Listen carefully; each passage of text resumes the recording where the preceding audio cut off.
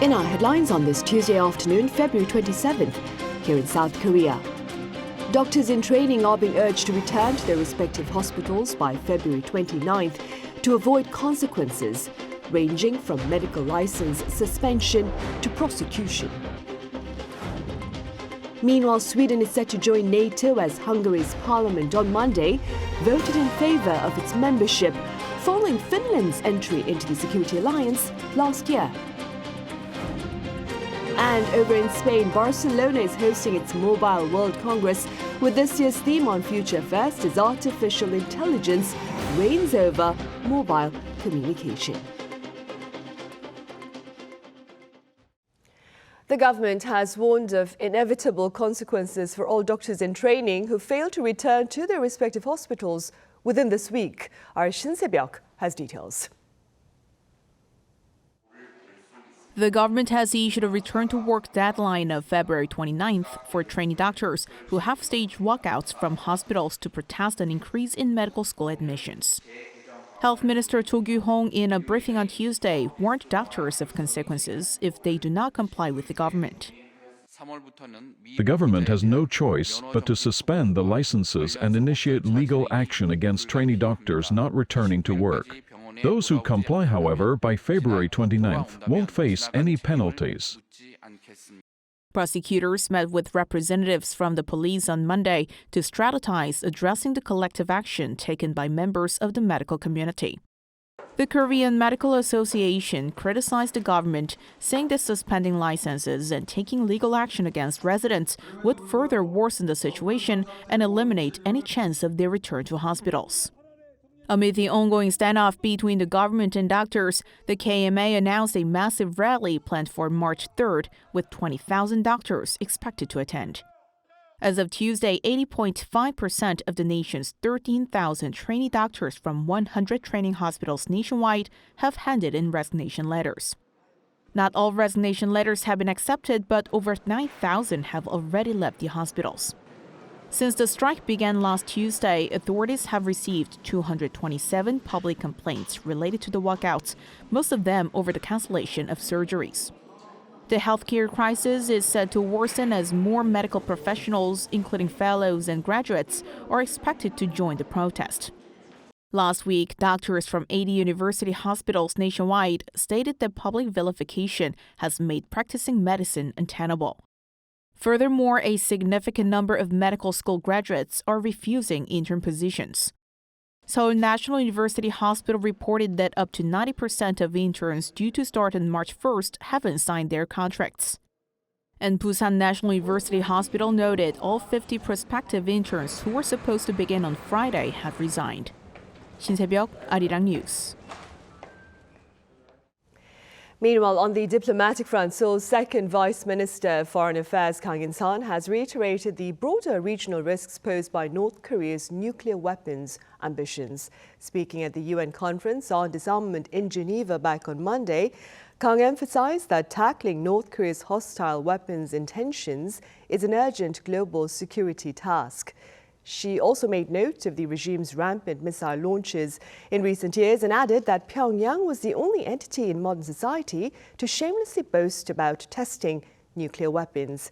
Accordingly, Kang urged for a halt in provocations, a return to dialogue, and a surrender of weapons of mass destruction. On the domestic front, opening up land for sustainable commercial purposes to bolster regional economic initiatives. Now, this is the gist of the government's broader national project, as shared by President Yoon Suk-yeol earlier on Monday. Our top office correspondent Kim Do-yeon reports. The South Korean government is set to free 339 square kilometers of land for military installation protection zones for public and private development. President Yoon Suk-yeol announced this on Monday at Seosan Air Base in Chungcheongnam-do Province, while there for a policy discussion with citizens explaining that the government considered the demands of the public while also keeping national security in mind. 군사시설 보호구역이 처음 도입된 것은 1970년대입니다. 그때와 지금은 많은 환경이 바뀌었습니다.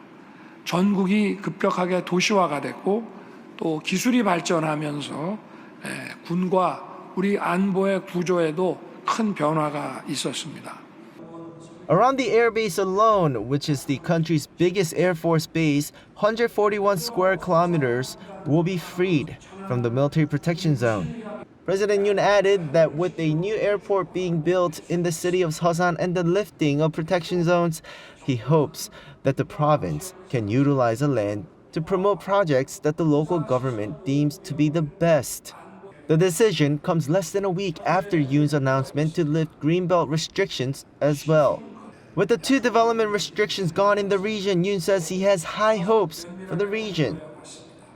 그동안 충남은 자동차, 디스플레이 등 우리 주력 산업을 키워왔고 자체 발광 OLED를 세계 최초로 양산해 냈습니다. 지금 충남은 아산만을 중심으로 서해안 산업 핵심 기지가 되겠다는 비전을 가지고 있습니다. He also pledged to create industrial complexes in cities nearby. And as Chungcheongnam-do province is home to the headquarters of the Army, Navy, and Air Force, he will create a cluster for the defense industries centered in Nonsan. 지금 그 논산에 추진 중인 국방 미래기술 연구센터 그리고 태안에 추진 중인 드론 연구개발 활주로 테스트베드 요거는 지금 사타가 진행 중인데 마무리되는 대로 신속하게 추진할 것입니다. In addition, at the discussion were also local residents who spoke of the needs of the people living outside the capital region. For example, one resident shared her excitement over the new National Police Hospital opening in Asan, which would be open to civilians as well. In addition, parents and students requested that the local education system be improved. Kim Do-yeon, Arirang News. The number of self-employed people aged 60 and above here in South Korea surpassed 2 million for the first time last year. According to Statistics Korea earlier on this Tuesday, 1 out of 3 self-employed is aged 60 or above, accounting for the largest group of sole proprietors and the only group that noted a rising trend. Pundits believe the finding is clear indication of Korea's aging demographic portrait. On the local entertainment front, HYBE, the management agency of boy band BTS, has become the first South Korean entertainment company to hit 2 trillion won in annual revenue. Earlier this week, the agency reported an annual revenue of 2.1 trillion won, which is about $1.6 billion, and an operating profit of $222 million for the year 2023. Both figures, up by more than 20% on year, represent HYBE's best performance since its establishment in the year 2005. The Financial Services Commission has shared more details of its intentions to bolster the local stock market by placing priority on shareholder returns via incentives such as tax benefits. Our An Sung-jin has more. Despite substantial growth of the equity market over the past 10 years, Korea is still undervalued due to inefficient capital investment. This phenomenon is known as the Korea discount. The price-to-earnings, or PE ratio, indicates whether a stock at its current market price is expensive or cheap. The price-to-book value ratio, known as the PB ratio, demonstrates the total assets minus any liabilities on a given company's account books. While both are key indicators of a company's financial stability and prospects, the figures for South Korean firms hover below the average of advanced countries. A professor says that there are a couple of reasons for this. The ones that are cited most often is the risk from North Korea. I also have personal suspicion that because of the Korea's corporate governance system, which favors perhaps the founders' families over stockholders, that those components reduce the attractiveness of Korean stocks to foreign investors, and that accounts for much of the Korean discount. To tackle this ongoing economic task, the government shared key details of the Value Up Corporate program at its first policy seminar on Monday. It aims to create a positive feedback loop where listed companies get a proper valuation so that investors can secure a profit and then further reinvest in the capital market. The framework includes supporting listed companies and investors and establishing a system to support the implementation of the corporate value-up program. The government will provide tax incentives for companies that voluntarily practice a shareholder return policy. To assist investors in assessing company performance, the government will also create the Korea Value-Up Index composed of listed companies that have shown profitability or a high corporate value by September. Today's outline is only the first step to upgrading our capital market. We will sufficiently communicate with companies and investors by providing specific details until we can get rid of the concept of Korea discount. The government aims to concretize guidelines for the corporate value-up program throughout the first half of the year. The plan is a medium to long-term agenda, and further commitments and continuous reforms will be needed to effectively boost corporate value. An Sung-jin, Arirang News.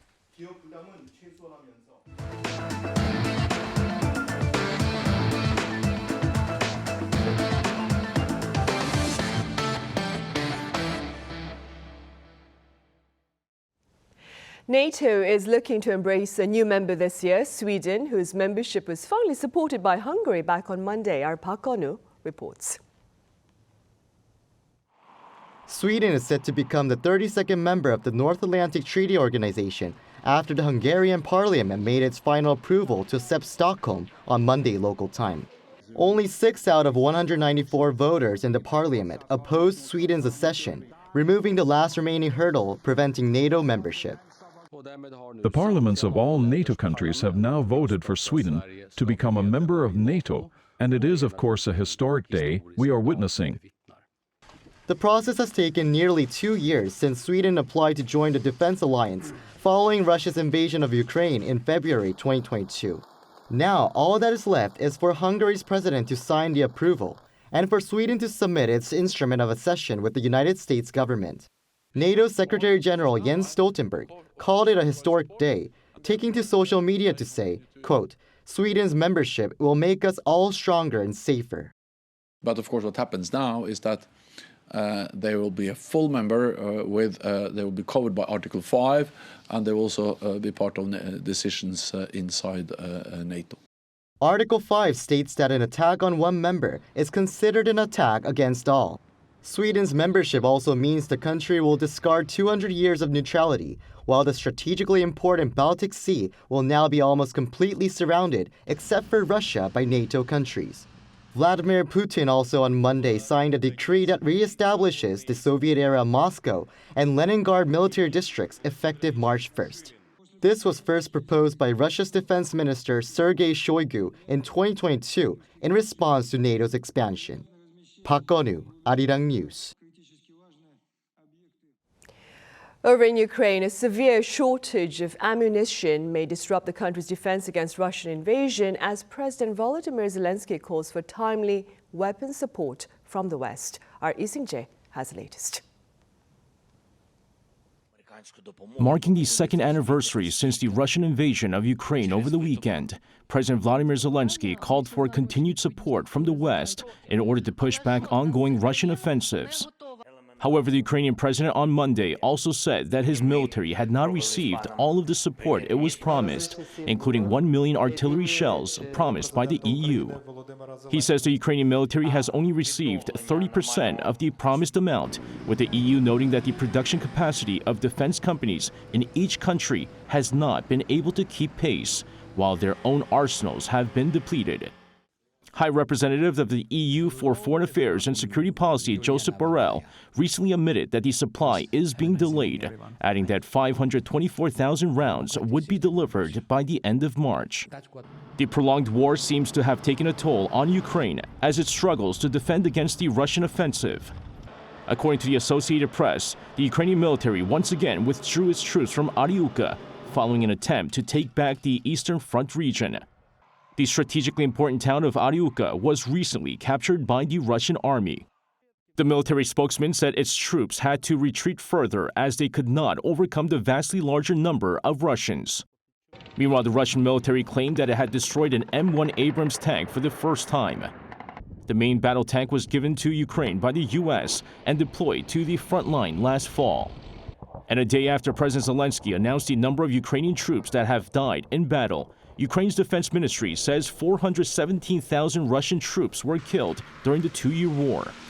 It added that Russia lost many of its military vehicles, including 6,555 tanks, 12,478 combat armored vehicles, 25 battleships, 1 submarine, and 340 military aircraft. The latest Russian troops loss figure announced by Kyiv is higher than the number predicted by the West, where reports have put the number at around 300,000. Lee Seung-jae, Arirang News. In light news now, curtains have gone up on Barcelona's Mobile World Congress for this year, with a focus on the future of artificial intelligence. And our Moon Hye-ryeon has a glimpse. Europe's biggest mobile and telecommunications trade show is back. The 2024 edition of the Mobile World Congress, hosted in Barcelona every year, kicked off on Monday local time. The theme for this year's 4-day event is Future First, embodying 6 different sub-themes such as 5G and AI, and stretching beyond the mobile industry to digital transformation overall. Around 2,400 firms from 200 countries around the world are expected to showcase their products and services this year to 95,000 visitors. Among the firms unveiling their latest new technology is South Korean tech giant Samsung Electronics, with its new Galaxy Ring that tracks health data in your sleep. While attendees at MWC are unable to actually try the units on display, the product is due to hit stores sometime later this year to join Samsung's lineup of wearable technology. Another reveal at MWC 2024 from domestic telecommunications firm KT is the intelligent urban air mobility traffic management system that assists in the safe operation of urban air mobility vehicles. UATM digitally replicates real-world UAM operations by integrating digital twin technology and AI, and enhances safety based on numerous data analyses and simulations. Meanwhile, China's participation in the event is also garnering attention, as its biggest companies, including Huawei and Xiaomi, did not participate at CES 2024 last month, amid growing competition in US-China technology sectors. With AI being a central theme this year, Xiaomi debuted global sales of its Xiaomi 14 smartphone, which integrates AI technology for searching photos, translation services, and taking meeting notes. Chinese technology firm Honor also launched an AI smartphone with an eye tracking feature that enables users to open apps simply by moving their eyes. And in true MWC spirit, 5 telecommunications firms from around the world, including South Korea's SK Telecom, signed a contract on the first day of the event to establish a joint venture developing AI technology. Moon Hye-ryeon, Arirang News. Back here in Korea, a team of researchers are working to improve treatments for eye health largely affected by aging. Chung Won-ju explains. As the population rapidly ages, ophthalmic diseases are increasing at an alarming rate. The number of age-related macula degeneration and diabetic retinopathy patients has doubled over the past decade. Early detection is crucial, but awareness of these conditions is still significantly low. The problem is that repairing a damaged retina is difficult, making it impossible to cure currently. Injecting drugs directly into the eye creates a psychological burden for patients, and there are obstacles in treatment. Once the drug's effect period passes, the disease may recur. South Korean researchers have developed a new treatment method that can adjust the drug delivery speed based on the degree of inflammation within the retina. The research team first confirmed that the EZH2 inhibitor, previously used exclusively for specific malignant tumor treatments, could delay the progression of macular degeneration. They then incorporated the EZH2 inhibitor into a hyaluronic acid-based hydrogel with properties similar to the vitreous inside the eye. When this hydrogel was injected into mice suffering from macular degeneration, 94% of retinal inflammation decreased. The inclusion of an inflammation-responsive cross-linking agent also adjusted the speed at which the drug spread depending on the degree of inflammation, resulting in a 4-fold increase in the duration of drug efficacy. By mixing hyaluronic acid components similar to those in the vitreous inside the eye, the hydrogel is more suitable for the human body. Depending on the severity of the patient's inflammatory condition, the drug will spread quickly or slowly. The research team announced plans to conduct further research on verifying the long-term stability of the developed hydrogel and subsequent studies involving cognitive experiments in animals. 정은주, Arirang News.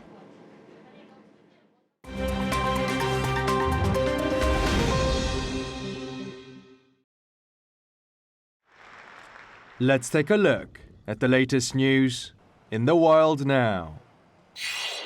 In the United Arab Emirates, the World Trade Organization's 13th Ministerial Conference opened in Abu Dhabi on Monday. The four-day event is attended by ministers from most of the WTO's member countries.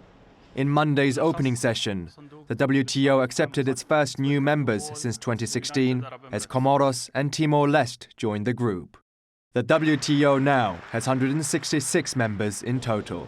8 members also accepted the fishery subsidies agreement adopted in the previous ministerial conference, bringing the number of acceptees to 69.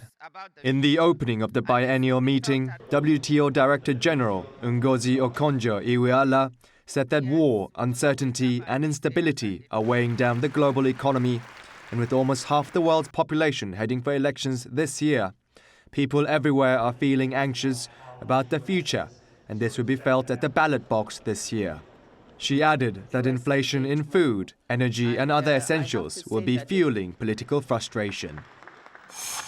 In the US, the Federal Trade Commission and several states on Monday announced that they are suing to block retail supermarket chain Kroger's $24.6 billion deal to buy the smaller rival Albertsons.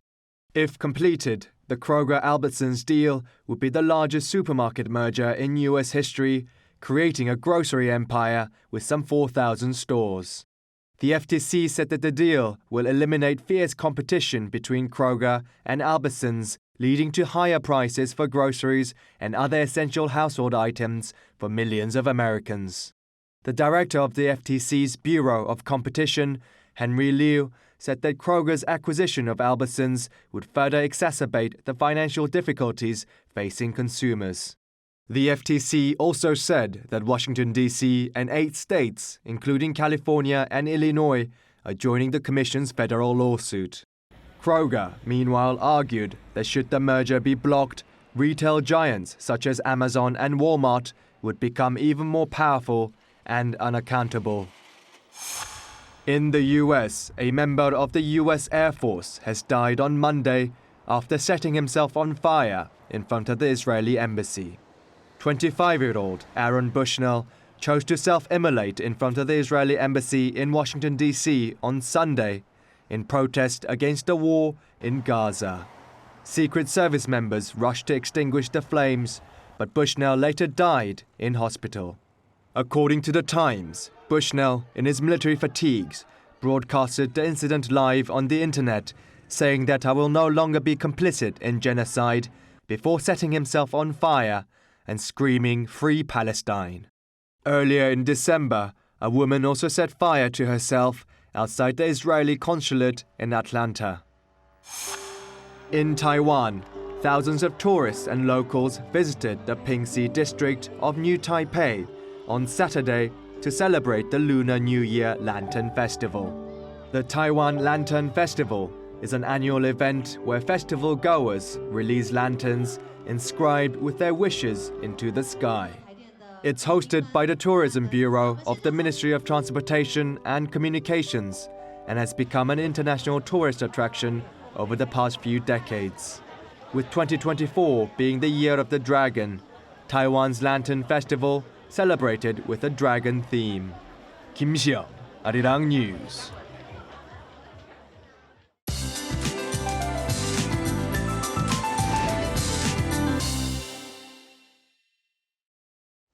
Good afternoon. We are expecting a repeat of yesterday's weather in most places. There will be big temperature differences between lows and highs, so do dress accordingly. Temperatures, in fact, stay in a similar range through Thursday, but rain on the last workday of the week will bring a big drop in readings to the country. Now, back to today's forecast. Snow flurries in east of Gangwon-do this morning should let up, but mountainous regions on Jeju will see 1, 2, 3 more centimeters of snow through late this afternoon.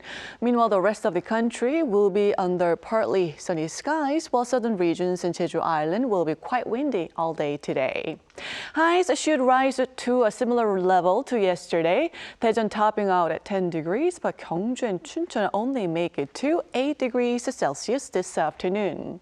Thursday's rain will bring freezing temperatures to central regions, and it will be colder on Saturday. Then it looks to be a rainy one for the east of Gangwon-do and southern regions early next week. That's Korea for you, and here's a look at the international weather conditions.